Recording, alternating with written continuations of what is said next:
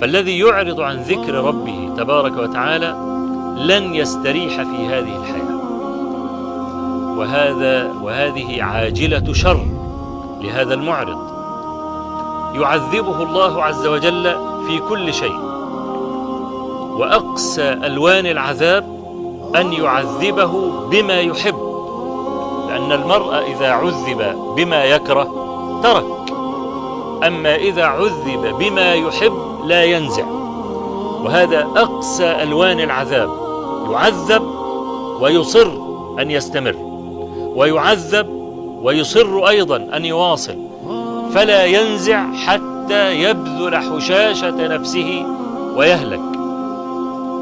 كثير من الناس الذين لا يتمتعون بالذكر، الذكر ده له لذة، كما قال بعض السلف: مساكين أهل الدنيا خرجوا منها وما ذاقوا ألذ ما فيها.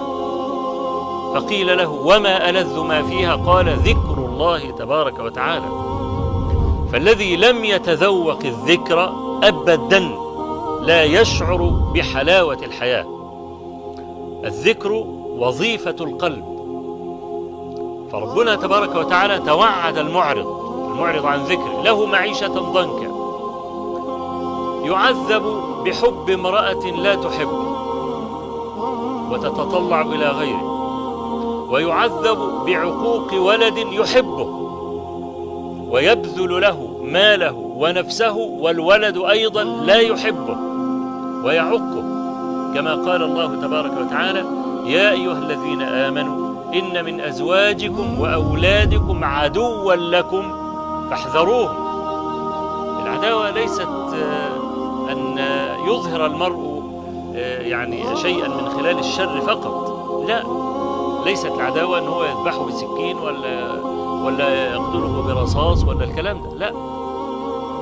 العداوة أن يجبره على معاصي الله،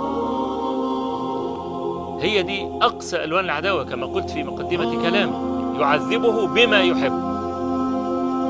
امرأة همها الدنيا، تريد كل شيء، وزوجها يحبها، فقد يبذل نفسه ويطوف في بلدان الدنيا ويفني شبابه لأجلها، ومع ذلك تتنكر.